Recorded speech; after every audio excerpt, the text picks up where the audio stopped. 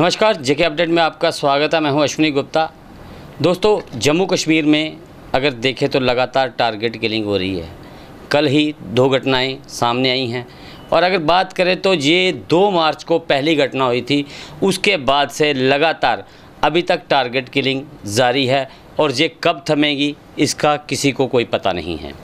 लेकिन अगर हम बात करें तो जम्मू कश्मीर में टारगेट किलिंग का ये दौर क्यों शुरू हुआ है, इसके पीछे वजह क्या है, कारण क्या है, तो इसी पर बात करने के लिए हमारे साथ यहाँ पर मौजूद हैं एकजुट जम्मू से अंकुर शर्मा जी, जिनसे हम बात करेंगे कि आखिर क्या कारण है जो कश्मीर घाटी में एकदम से टारगेट किलिंग शुरू हो गई है। तो अंकुर जी, ये बताएं कि आपको क्या लगता है, क्या वजह है कि जो कश्मीर घाटी में ये जो टारगेट किलिंग है अब शुरू हुई है एक बार फिर से। अगर बात करें तो 90 के दशक के बाद फिर से दोबारा वैसे ही हालात बनाने की कोशिश हो रही है। तो ये हालात कभी भी सुधरे नहीं थे। हालातों पे केवल पर्दा डालने की कोशिश की गई थी और एक बहुत अनफॉर्चुनेट सिचुएशन है कि पर्दा डालने के पीछे हमारा ही सरकारी तंत्र, इंडियन स्टेट, उसकी इंस्ट्रूमेंटलिटीज़ थी। पिछले 70 साल की पॉलिसी पैराडाइम के चलते एक ऐसा सबवर्सिव प्रोसेस जम्मू कश्मीर में बन गया है कि जितने भी वो प्रोसेसेस जो देश विरोधी हैं उन पे स्वयं हम ही पर्दा डालने का काम करते हैं। ये जो टारगेटेड किलिंग्स अभी हो रही हैं, ये कोई नया या कोई आइसोलेटेड प्रोसेस नहीं है या इवेंट्स नहीं है। ये निरंतरता में जो हिंदुओं का, गैर मुसलमानों का, सिखों का नरसंहार जम्मू कश्मीर में 90 के दशक में शुरू जो हुआ और चलता आ रहा था, उसी की कंटिन्यूटी है। उसी कंटिन्यूटी में आपको देखना है। अब सवाल ये है कि आप ये कह रहे हैं कि 1990 में जो हालात थे वो अब 2022 में हो रहे हैं। ऐसा नहीं है, ये कंटिन्यूटी में आपको देखना पड़ेगा। किसी ना किसी फॉर्म में, किसी ना किसी तरीके से ये एथनिक क्लींजिंग के प्रोसेसेस, जो जेनोसाइडल प्रोसेसेस थे, वो चल रहे थे। चूँकि भारत सरकार, Indian state as a political entity ने आधिकारिक तौर पे इस समस्या को ठीक करने के लिए कोई कदम नहीं उठाए, नरसंहार को नरसंहार नहीं कहा, आधिकारिक तौर पे से नोटिफाई नहीं किया, नरसंहार जो एग्जीक्यूट कर रहे थे उनके खिलाफ कोई कार्रवाई नहीं की, इसीलिए कॉन्स्टेंटली चलता आ रहा है। और अब आपको ये दिख रहा है कि धर्म के आधार पे लोगों को टारगेट किया जा रहा है, मारा जा रहा है। कॉल्स हैं कि ये एक जिहादी वॉरफेयर है। ओपन डिक्लेरेशन है कि जो इस्लाम में विश्वास नहीं रखता वो इस जगह को छोड़ दे। जो हिंदू है, जो गैर मुसलमान है, जो सिख है, उसके नॉर्मल स्टैट्यूटरी फंडामेंटल राइट्स की वायलेशन तो छोड़ दीजिए, उसका बेसिक बुनियादी हक जो है, राइट टू लाइफ, वो भी आज की डेट में जम्मू कश्मीर इन टोटल मैं कहूँगा वहाँ पे सस्पेंडेड है। अच्छा, इसी नीति के चलते कि जिहाद और जिहादी प्रक्रिया पे पर्दा डालना है, आपने जो रेडिकलाइजेशन और इंडोक्ट्रिनेशन का जो पूरा इंफ्रास्ट्रक्चर था, जिसके चलते पूरा समाज कश्मीर का और parts of Jammu province indoctrinate हो गए, रेडिकलाइज हो गए, और इसीलिए आतंकवादियों की सैंक्चुरीज़ के रूप में ये एरियाज़ बन गए। आतंकवाद, आप जानते हैं ना कि आतंकवाद जब तक लोकल सपोर्ट ना हो तो तब तक सस्टेन नहीं कर सकता। और टारगेट किलिंग में खासकर ये ऐसी बात सामने आ रही है। टारगेटेड किलिंग में ये बिल्कुल एकदम सामने आ गया है कि मारने वाला व्यक्ति भी समाज का ही है, मेरे और आपके जैसा दिखने वाला। सवेरे में भी काम पे भी जाता होगा, कुछ करता होगा, लेकिन बंदूक उठा के जब किसी को मारना है धर्म के आधार पे तो मार के भी आता है। समाज की भी पूरी मॉरल सपोर्ट रहती है। तो ये जो इंडोक्ट्रिनेशन की मशीनरी के कारण जो पूरा एरिया जो एक सैंक्चुरी बन गया है इस जिहाद की, चूँकि इसके खिलाफ कोई कार्रवाई अभी तक भारत सरकार ने नहीं की और ऐसे लोगों को अपीज़ करने का ही काम आज की डेट में भी भारत सरकार कर रही है। ये चीज़ें हो रही हैं और मैं आपको ये सुनिश्चित करना चाहता हूँ, हालांकि बहुत दुर्भाग्यपूर्ण है, कि ये निरंतर चलती रहेंगी। जहाँ तक जम्मू कश्मीर को लेके केंद्र सरकार की नीति है, पॉलिसी है, Hindu killings, Sikh killings unabated और कांस्टेंट चलती रहेंगी। मुझे डर ये है कि कोई बड़ा मैसेकर किसी दिन ना हो जाए। अमरनाथ यात्रा भी टारगेट पे है। लेकिन यहाँ पर ये सुनने में आ रहा है कि जो लोग कश्मीर घाटी में जहाँ तो नौकरी कर रहे हैं, जहाँ अपना व्यवसाय जमा के बैठे हैं, या फिर उन्होंने किसी प्रकार से डोमिसाइल बना के वहाँ पर प्रॉपर्टी खरीदने या छोटा मोटा प्लाट लेने का प्रयास किया है, ऐसे ही लोगों को टारगेट किया जा रहा है। जबकि अगर बात करें तो कश्मीर घाटी में सभी होटल अभी भी फुल चल रहे हैं, वहाँ पर टूरिस्ट अभी भी जा रहा है, लेकिन पर्यटकों को जो है वो निशाना नहीं बनाया जा रहा है। नहीं तो ठीक है, आपने एक तथ्य बताया कि पर्यटकों को निशाना अभी नहीं बनाया जा रहा है, लेकिन अभी आप ये समझेंगे कि अभी स्ट्रैटेजिक होस्टेजेस के नाम पे उनके पास वो लोग हैं जिन्हें भारत सरकार ने डिफरेंट स्कीम्स में वहाँ पे रखा है, अपॉइंट किया है, गए हैं। जैसे फॉर इंस्टेंस SC कैटेगरी के लोग जो कश्मीर डिवीज़न में जम्मू संभाग से ही जाते हैं, क्योंकि वहाँ पे प्रोबेबली SC कम्युनिटी नहीं है, तो वो लोग वहाँ पे काम कर रहे हैं। Prime minister's employment guarantee programme जो PM ये स्पेशल स्कीम है फॉर माइग्रेंट्स, खासकर कश्मीरी हिंदुओं के लिए, वो लोग वहाँ पे, तो अभी सॉफ्ट टारगेट्स वो हैं। दूसरे नंबर पे टूरिस्ट्स भी सॉफ्ट टारगेट्स हैं। टूरिस्ट्स के ऊपर भी हमले होना मतलब वो रूल आउट नहीं किया जा सकता कि किस समय होंगे। अगर ऐसा होगा तो कश्मीर में टूरिस्ट अगर बंद हो गया इस घटना के बाद, अगर ऐसी कोई घटना होती है तो उनका तो सारा व्यापार चौपट हो जाएगा। देखिए ऐसा है कि मैंने आपको बताया कि समाज रेडिकलाइज्ड है, इंडोक्ट्रिनेटेड है, पूरे समाज की सपोर्ट है। आप क्या समझते हैं कि जो आज ये 50-50 हज़ार रुपये में कमरा दे रहे हैं, 25-25 हज़ार रुपये में एक रात के लिए कमरा दे रहे हैं, मैंने सुना किसी केस में 80 हज़ार रुपये भी एक व्यक्ति से लिए एक रात कमरा देने के, एक छोटा मोटा होटल ने। बिल्कुल। या जो 10 हज़ार का कमरा है वो 20-25 हज़ार का जा रहा है। आपको क्या लगता है कि इसका पैसा जिहाद के लिए नहीं इस्तेमाल होता? जो पर्यटकों से ये पैसे लिए जा रहे हैं, आपको क्या लगता है कि लोग केवल अपनी ही जेब में रखते हैं? वहाँ पर मैं आपको कितनी ऑर्गेनाइजेशंस बता सकता हूँ जो जिन्हें सपोर्ट करते हैं ये लोग, वहाँ की बिज़नेस कम्युनिटी पैसा देती है, जो जिहाद में और ऐसी आतंकी घटनाओं को अंजाम देने के लिए इस्तेमाल किया जाता है। तो इस समय फॉर द टाइम बिंग अगर पर्यटकों का आना और उससे इकोनॉमी बूस्ट होना और पैसा इकट्ठा होना जिहादियों को अपने मकसद को पूरा करने में फैसिलिटेटर का काम कर रहा है, तो why would they take action against them? क्यों वो ऐसा माहौल बनाएंगे?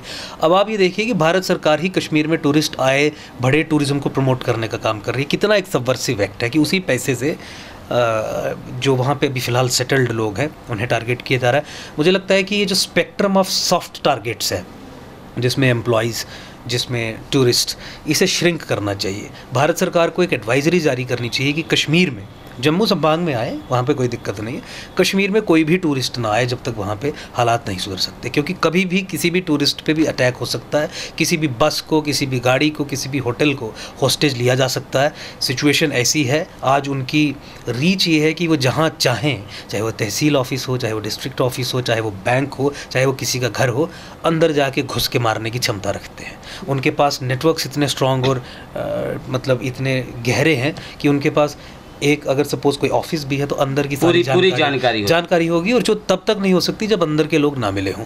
तो मैंने ये कहा कि एक रेडिकलाइज्ड, एक इस्लामाइज्ड सोसाइटी का ये काम है। जहाँ तक आपने देखिए जो कटरा बस हमला हुआ, स्टिकी बॉम्ब्स की बात जिसमें आ रही थी, तो उसमें तो बाहर के श्रद्धालु या टूरिस्ट जो प्रोबेबली हो सकते थे वही थे, तो टूरिस्ट्स पे तो हमला हुआ ही है।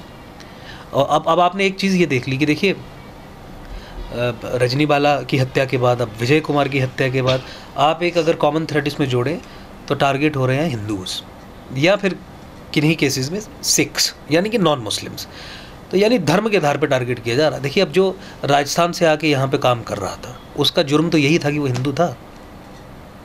तो इस समस्या को समझना पड़ेगा। जब तक इस समस्या को भारत सरकार नहीं समझेगी तब तक इसका निवारण नहीं हो सकता। आप लगातार आप अलग जम्मू राज्य की मांग उठाते रहे हैं, तो क्या ये इस समस्या का हल है? एब्सोल्युटली 100%। ये जम्मू कश्मीर में जो समस्या है वो जिहाद की है, इस्लामीकरण की है, इस्लामिक एक्सपेंशन की है। 90 के दशक में कश्मीर का पूरे तरीके से इस्लामीकरण कर दिया गया, लाखों लोगों को वहाँ से भगा के। जम्मू संभाग का इस्लामीकरण डिफरेंट प्रोसेसेस के ज़रिए हो रहा है, लैंड जिहाद या डेमोग्राफिक असॉल्ट एक उसमें एक कड़ी है। उसके अलावा और भी बड़े सारे ऐसे तरीके हैं जिसके ज़रिए यहाँ जम्मू संभाग को अननेचुरल तरीके से इस्लामाइज़ किया जा रहा है। मुस्लिम मेजॉरिटी कैरेक्टर इसका बहुत जल्दी बन जाएगा, ऐसे प्रयास किए जा रहे हैं। और जो सफल प्रयास हुए भी, आप जानते हैं कि इन सब प्रोसेसेस के खिलाफ हमारी जंग लड़ी रही है। बहुत सारे प्रोसेसेस से जंग लड़ के हमने डिफीट करके बहुत सारी चीज़ें एक्सपोज की भी है। तो I am talking with complete understanding of the concept. तो जब तक आप इस इस्लामीकरण के, इस्लामिक टोटलिटेरियन एक्सपेंशन के प्रोसेस को नहीं रोकेंगे तो ये तो आपके लिए एक नेशनल सिक्योरिटी थ्रेट जैसी बात बन जाएगी। क्योंकि अदरवाइज़ भी पाकिस्तान का गोल तो 100% इस्लामाइजेशन ऑफ JNK है, ताकि पूरे हिंदुस्तान पे भी कब्जा किया जा सके। उनकी तो हज़ारों साल की जंग हिंदुस्तान के साथ है, ये तो उनकी सिक्योरिटी मिलिट्री डॉक्ट्रिन भी है। आप उनके अगर मिलिट्री के जर्नल्स पढ़ेंगे जहाँ पे उनके मिलिट्री ऑफिसर्स जो पढ़ के ट्रेन होते हैं, तो उसमें तो क्लियरली लिखा है कि for fall of India, fall of northern India is important. और अगर नॉर्दर्न इंडिया का फॉल इंश्योर करना है तो fall of Jammu is critical. Fall of Jammu मतलब 100% इस्लामाइजेशन ऑफ जम्मू, जिस प्रोसेस को आगे बढ़ा रहे हैं। अब सीन इन दिस पर्सपेक्टिव, एक जियोपॉलिटिकल सेंस में अगर आप देखें तो आप अगर जम्मू को सेपरेट करते हैं और जम्मू संभाग के पावर कॉरिडोर्स का कंट्रोल राष्ट्रवादियों के हाथ में आता है तो इस्लामीकरण के प्रोसेस पे रोक रही लगेगी। कश्मीर को आप अलग करते हैं और कश्मीर को दो हिस्सों में तोड़ते हैं, दो हिस्सों में तोड़ के वहाँ पे एक हिंदू जियोपॉलिटिकल फुटहोल्ड क्रिएट करते हैं, एक सेक्युलर आर्ग्यूमेंट देके विक्टिम्स ऑफ जेनोसाइड, जो नरसंहार के विक्टिम्स हैं, उनकी सेफ्टी और सिक्योरिटी के लिए एक स्पेशल यूनियन टेरिटरी के अलावा और कोई सोल्यूशन काम नहीं करेगा। ये आर्ग्यूमेंट जब आप एडवांस करेंगे, देखिए टारगेटेड किलिंग्स हो रही हैं, पहले आपने कहा हम इन्हें वापस भेजेंगे, ये समाज में घुल मिल जाएंगे, तो वो तो मॉडल फेल हो गया। तो हम शुरू से ही कहते थे कि डिनाइल ऑफ जेनोसाइड की पॉलिसी है वो। तो आप एक यूनियन टेरिटरी एक्सक्लूसिवली हिंदुओं के लिए, सिखों के लिए या वो परसिक्यूटेड माइनॉरिटीज़ के लिए जो 90 के दशक में वहाँ से निकाली गई थी क्रिएट करिए, रेस्ट ऑफ द कश्मीर को बिना यूटी के रहने दीजिए। आपने जो कश्मीर में इस्लामीकरण हो गया उसे रिवर्स किया एक जियोपॉलिटिकल हिंदू फुटहोल्ड क्रिएट करके, और जम्मू संभाग में जो बड़ी तीव्र गति से इस्लामीकरण का प्रोसेस चल रहा है उसे आपने अरेस्ट किया, रोका। तो separate Jammu state, division of Kashmir into 2 UTs, ये सोल्यूशन आपको ऑटोमेटिकली देगा। आपके नेशनल सिक्योरिटी रिक्वायरमेंट्स भी फुलफिल होंगी इससे। ये देश की एकता और अखंडता के दृष्टिकोण से भी देखा जाए तो बहुत महत्वपूर्ण कदम है। यही एक पॉलिसी है जो आपको अडॉप्ट करनी पड़ेगी इमीडिएटली, नीजर्क यही है। दूसरा जो बिगर जो 70 साल की पॉलिसी देखिए, जम्मू कश्मीर में पॉलिसी यही रही है कि मुस्लिम सेपरेटिज्म को कंट्रोल करने के लिए हम एक सेपरेटिस्ट व्यक्ति को उठाएंगे, उसी को चीफ मिनिस्टर बना देंगे या उसी को पावरफुल पोजीशन पे बैठा देंगे या उसी को ताकतवर बना देंगे। अब इस सारी दृष्टिकोण से जब इस पूरे आप स्ट्रक्चर को देखें तो जब सारी सत्ता उस हाफ सेपरेटिस्ट या सेपरेटिस्ट के हाथ में देनी है, ये सोचते हुए कि इसको ऊपर रखेंगे तो ये बदमाशों को संभाल लेगा, तो जो राष्ट्रवादी व्यक्ति है वो तो सेकेंड ऑर्डर स्टेटस में चला जाएगा, वो तो डिसएम्पावर्ड होगा, वो तो कमज़ोर रहेगा। तो राष्ट्र को बचाने का काम जो लोग कर रहे हैं पॉलिसी के हिसाब से, आप उन्हें लेसरेट कर रहे हो, आप उनका खून निकाल रहे हो, आप उन्हें कमज़ोर कर रहे हो। क्यों? क्योंकि आप सब कुछ उन्हें दे देते हो।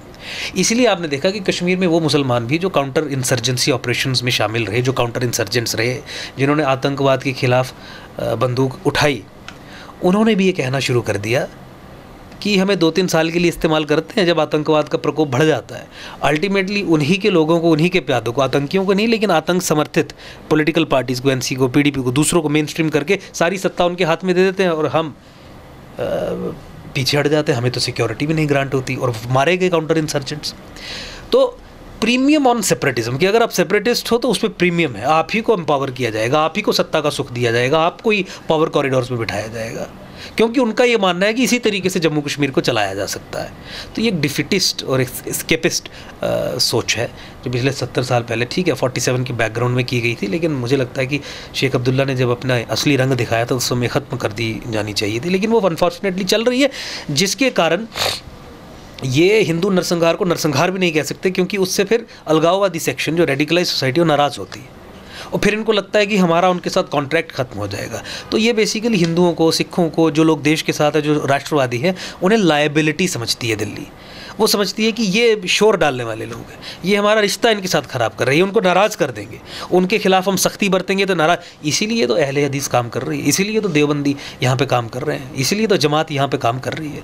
रेडिकलाइजेशन का पूरा इंफ्रास्ट्रक्चर डीपली एंट्रेंच्ड है और आतंकवादी और आतंकवाद प्रोड्यूस हो रहा है। सेंचुरीज ऑफ जो टेररिज्म है इस पूरी स्टेट को इन्होंने बना के रखा। आप ओवरग्राउंड वर्कर्स की बात करें, 1000 से ज़्यादा केवल जम्मू संभाग में है, जम्मू डिस्ट्रिक्ट में है 1000 से ज़्यादा। मैं एग्जैक्ट नंबर आपको दे रहा हूँ, जानकारी है इसीलिए बात कर रहा हूँ। तो ओवरग्राउंड वर्कर्स की संख्या इतनी है और फिर आपने देखा कि किस तरीके से यहाँ पे असला बरामद हो रहा है, आपने देखा कि किस तरीके से घुस के वहाँ पे जम्मू में टेररिस्ट पनाह लेके टेरर अटैक्स एग्जीक्यूट कर रहे हैं। ठीक है, आपने रोक लिया, you had the input, but they are able to do anything. Sticky bombs इस्तेमाल कर रहे हैं, आपकी बसों में आग लगा रहे हैं, जिसको चाहे मारना उसे मार रहे हैं। ये इसीलिए हो रहा है क्योंकि आप रूट कॉज को अटैक नहीं कर रहे, अपने पॉलिसी फ्रेमवर्क्स को चेंज नहीं कर रहे। इसीलिए जम्मू कश्मीर का सोल्यूशन, कश्मीर को 2 हिस्सों में तोड़ना, 2 यूटीज़ बिना लेजिस्लेचर के, इन्हें अपनी विधानसभा अपने पावर कॉरिडोर्स का दुरुपयोग करने की ताकत नहीं देंगे। They have to be governed directly from Delhi. They have to be governed directly from a government, from an entity which is loyal to the nation, and they are not loyal to the nation. उन्होंने time and again he prove किया है। और ऐसा नहीं होता है कि आतंकवादी पाकिस्तान ने भेजी है जो बीजेपी और सरकार का प्रोपेगेंडा है कि ये जो नरसंहार हिंदुओं का चल रहा है ये कश्मीरी मुसलमान को बदनाम करने की साजिश है। ये जो भारत ने जो पीस प्रोसेस इंट्रोड्यूस किया है जम्मू कश्मीर में, उसको डिरेल करने की प्रक्रिया है। मुझे लगता है कि इससे बड़ा झूठ, इससे बड़ा प्रपंच, इससे बड़ी डिसइंफॉर्मेशन, इससे बड़ा सबवर्सिव कैंपेन डिसइंफॉर्मेशन का और कोई नहीं हो सकता। लेकिन अनफॉर्चुनेट है कि बीजेपी, अभी की सरकार और state as a total entity, state instrumentalities इस डिसइंफॉर्मेशन कैंपेन को चला रहे हैं। ये डिससर्विस कर रहे हैं देश के साथ भी, ये डिससर्विस कर रहे हैं उन लोगों के साथ भी जो देश के साथ खड़े होना चाहते हैं, ये डिससर्विस कर रहे हैं हमारी सिविलाइजेशन, सभ्यता के साथ भी। और बिगर रीज़न, ठीक है अभी एक ब्रीफ इंटरव्यू है, लेकिन state as an entity is hostile to the nation, state as an entity is hostile to the nationalists, state as an entity is anti national. हमारी सभ्यता की नीड्स से विमुख हो चुकी है। We have to correct it, that's the ultimate solution. लेकिन we can start with reorganizing J&K। इस्लामीकरण के प्रोसेस को रोकने का काम जम्मू कश्मीर से शुरू किया जा सकता है, क्योंकि गज़वाए हिंद हो या इस्लामीकरण का प्रोसेस हो, उसकी बैटल फ्रंट जम्मू कश्मीर है और जम्मू संभाग में हम फ्रंट में खड़े होकर उस लड़ाई को लड़ रहे हैं। बहुत बहुत शुक्रिया हमसे बात करने के लिए। तो ये थे अंकुर शर्मा जी, जिन्होंने बड़ी बारीकी से जहाँ पे जो कश्मीर संभाग में टारगेट किलिंग चल रही है उसका सलूशन बताया है। अब सरकार को देखना है कि इस सलूशन पे वो किस प्रकार से काम कर रहे हैं। लेकिन जाते जाते इन्होंने एक चीज़, जो मेन टारगेट इन्होंने एक रखा है, इन्होंने बताया कि आज जम्मू ज़िला में 1000 से ज़्यादा जो OGW काम कर रहे हैं। और ये एक बड़ी इंफॉर्मेशन है, सुरक्षा एजेंसियों को भी इस ओर ध्यान देना चाहिए और ये देखना होगा, क्योंकि इन्होंने जिस प्रकार से दावा करते हुए कहा है कि 1000 OGW जम्मू ज़िला में मौजूद है, तो ये कहीं ना कहीं एक बड़ा खतरा हो सकते हैं। तो मुझे अश्विनी गुप्ता को दें इजाज़त। आप जुड़े रहें JK अपडेट के साथ। JK अपडेट रहे हमारे साथ। अगर आप ये वीडियो YouTube पर देख रहे हैं तो हमारे YouTube चैनल को सब्सक्राइब करें और बेल आइकन को क्लिक करें। अगर आप ये वीडियो Facebook पर देख रहे हैं तो हमारा Facebook पेज लाइक जरूर करें। For advertisement, please contact 705-109-1811.